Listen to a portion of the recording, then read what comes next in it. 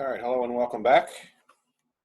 This is part 4 of Criminology, Chapter 7, third edition of Criminology by Frank Smaliger, Pearson Education.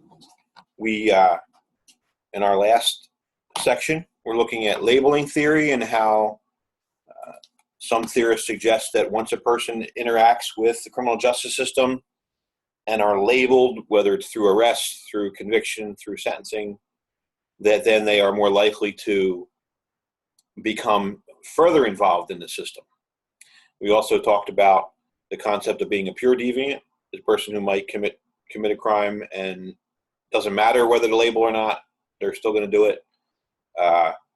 We talked about the secret deviant is the person who might commit crimes and never get caught, and they're not labeled at all.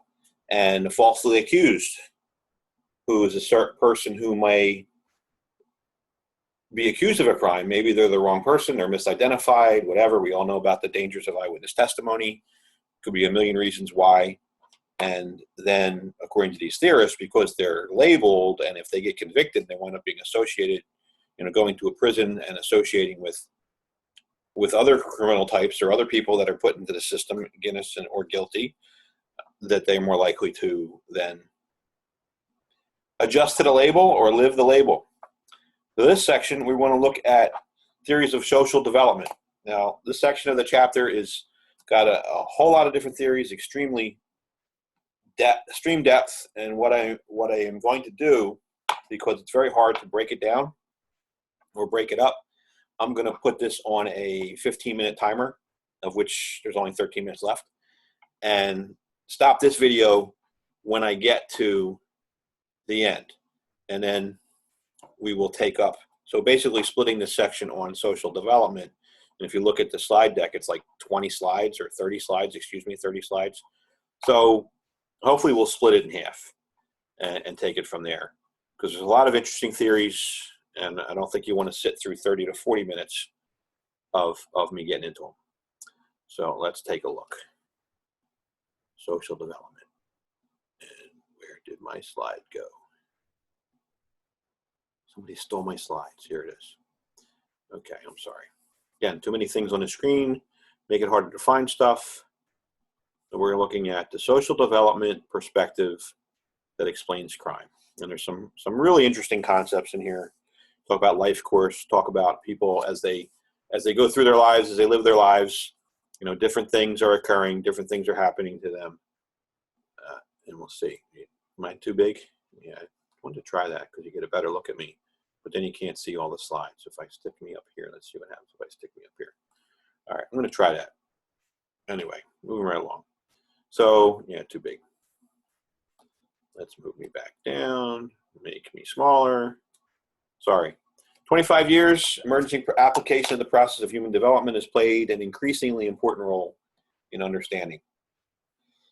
So there's been a lot of study. What it's saying is over the past 25 years or so, there's been a lot of study of human development, looking at people, how people grow and develop, and what happens in their lives that might cause them to turn one way or the other and do one thing or the other.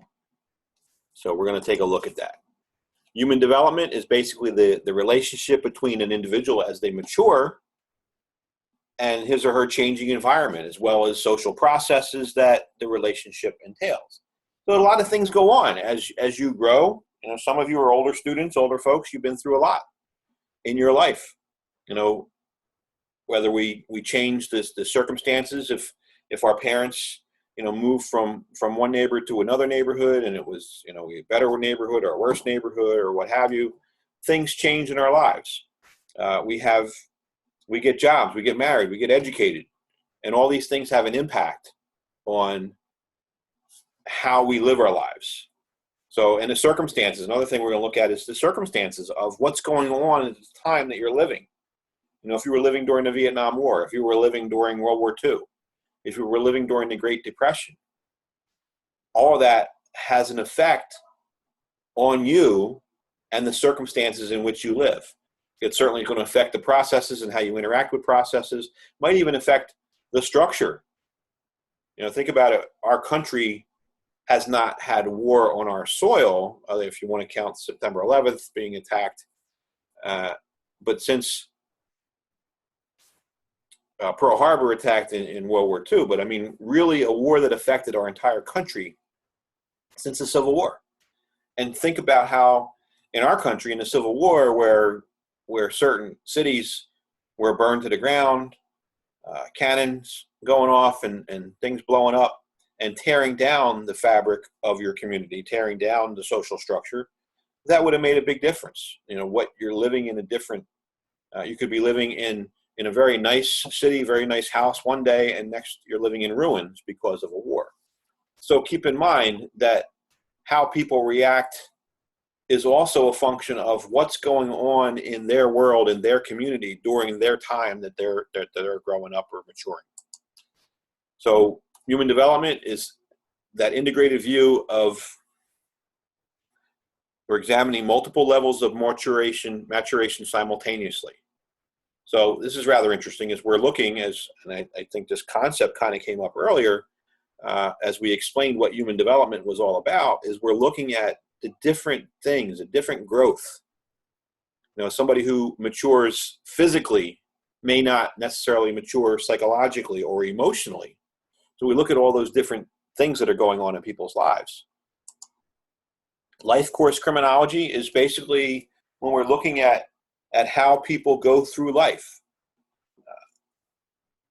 When is the most likely time that someone is involved in crime? What goes on in their life that might change? So this is developmental perspective that looks at the fact that criminal behavior usually follows a very distinct pattern, and we can see what's going on across a life cycle. Usually not very common during childhood.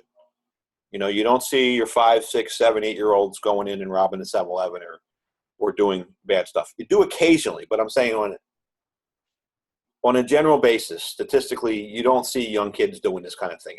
Generally, it's going to happen more as in their teenage years. Although in some places, certainly in some of our cities, we see things happening at an earlier age. And over the course of, say, the last 40 or 50 years, there have been times, you know, young people's involvement. If you have a gang culture and a person gets jumped in a gang at age 12, well, they're starting relatively young. So it's quite possible. But criminality is relatively uncommon during childhood. And then it tends to begin as sporadic instances of delinquency during late adolescence. So you're talking 11, 12, and then teenage years, and then through early adulthood. So, you know, it's not like somebody out the gate, as soon as they turn 12, you know, they're a homicidal maniac. It's like maybe they do something. And later on they do something else, and they're involved with different people. And it's kind of sporadic. It's not like everything all in right away. You know, it's like a story I don't know if I've told in this class before. I call it my stair-step story of a young man that I had the encounter with when he was 14 years old. And I encountered him later on at the age of 27, and he was still committing crimes. But he didn't start as the armed robber that he wound up as, and then a burglar and drug addict. You know, he started out stealing bicycles, and he did, you know, that were left on people's front lawns. It was an opportunity. And then he graduated to go in people's garages and breaking into people's houses and eventually committing armed robbery.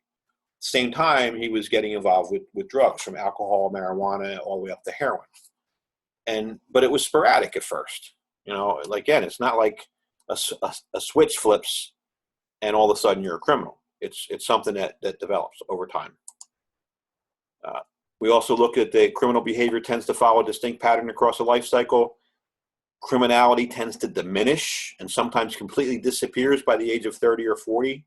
So some theorists would say that by the age of 25, people are starting to age out. You know, that level of maturity, people are starting to not get involved in crime. Now, interestingly, there's more recent brain research over the past, say, 5 to 10 years that suggests that human brains aren't even fully developed until they're 25. So question that you might pose from this idea in life course, that people start to desist from crime or not being involved in crime after the age of 25, does that have something to do with the brain science that's telling us that they're not fully developed until 25. So here we have people that are developing, and they have more reason, they have more ability to think through and make better decisions, and maybe they're not getting involved in crime. That goes along with that maturity. Again, that's tying different theories together and different things, because remember, criminology is an integrated, or it's an interdisciplinary thing. So criminal careers, this is just the various aspects of criminal careers. And you look at different criminals, you'll see different parts of these aspects. What are they participating in? What kind of crimes are they participating in? How often? What's the frequency? How often? How long? Are they doing it every day for a long period of time, or is it like, they hit something for a few bucks this week and then they don't do it for another couple weeks, they need more money? How serious are their crimes? Are they shoplifters, or are they robbing banks and convenience stores? Are they killing people? What are they doing? Life course, we have the idea, and I kind of alluded to some of these earlier, of various parts, historical time and place. Again, what's going on in the world or in your community during this time that you're growing up? What's the timing in your lives? What's happened? At what age were you when your parent died, or something like that, and how like that affect you? Link lives is, how are people connected together? Development and aging. How are we developing in all those areas that we already mentioned, biologically, psychologically, emotionally? And the principle of human agency. Again, going back to classical theory, believe that people were the agent of their own development, making their own decisions. So, how is that involved? People make decisions, and those decisions affect other things that happen, which then cause other decisions. And that principle of human agency, what I decide to do today might very well affect what I can or will not do tomorrow. Critique of life course theory. There's so many important things that go on in the life course, and a lot of them are set aside or set up in early childhood and adolescence. The question is, should we hold people as adults accountable for the decisions they made that may have been caused by decisions their parents made, or the situations that they were in as youth or young adults? How do we look at that? Age-graded theory. Laub and Thompson basically look at children who turned to delinquency were frequently those who had trouble at school and at home, and who had friends who were already involved in delinquency. So here we have the ability, just like previously looking at kids who were troublesome in kindergarten, here we have age-graded theory is suggesting that those who did get involved in delinquent acts, delinquent behavior, were those who were in trouble in school. You can identify, and people who had trouble at home, and also people that associated with others. And I can account for that, having been a police officer for 25 years and interacting with a lot of young people over time, and having spent some time working in the schools with young people, I definitely saw people who had issues in the schools, were misbehaving in the schools, problems in the schools, maybe problems as youth on the street. And some of those people graduated into more serious events. Thing is, though, and we'll get in when you critique this theory, it doesn't happen to everybody. So how do you explain the folks that it didn't happen to? Turning points. Again, age-graded theory suggests that there are turning points in our lives. There are serious, crucial life experiences that might happen. I alluded to them before. Whether it's finally landing a job that's making you decent money, so you're not out on the street, or you're not begging, you're not stealing, whatever. You actually decide, hey, let's give this a try, and you find something good. Or maybe it's marriage. Maybe it's the idea of having a child. And some people, as soon as they have a child and they're responsible for something, they change, they grow up. And I've heard stories from many young men and young women alike who said, once I was responsible for another life, that changed my whole idea of what the world was like and what I should be doing. All right. Social capital is those positive relationships that you have. Those positive relationships help to build you up. We talked about self-esteem before.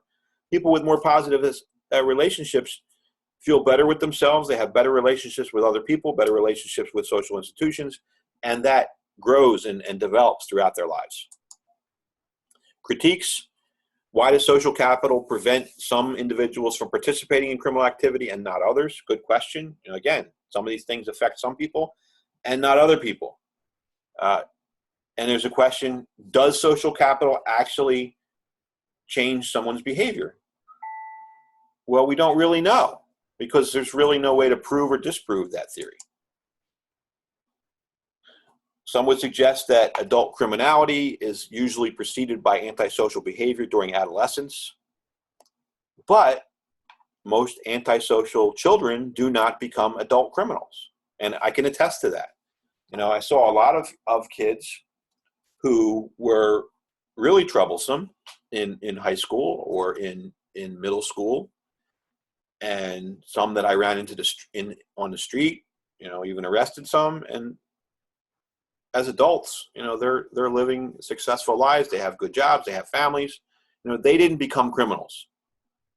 So following up with that, there's another theory called dual taxonomic theory, which we will follow up on and explain in more detail in the next video. I said I was going to put a 15-minute cap on this video because there's a lot of material, and that's exactly what it might wind up being 2 or 3 sections on social development perspective. So come back for the next one.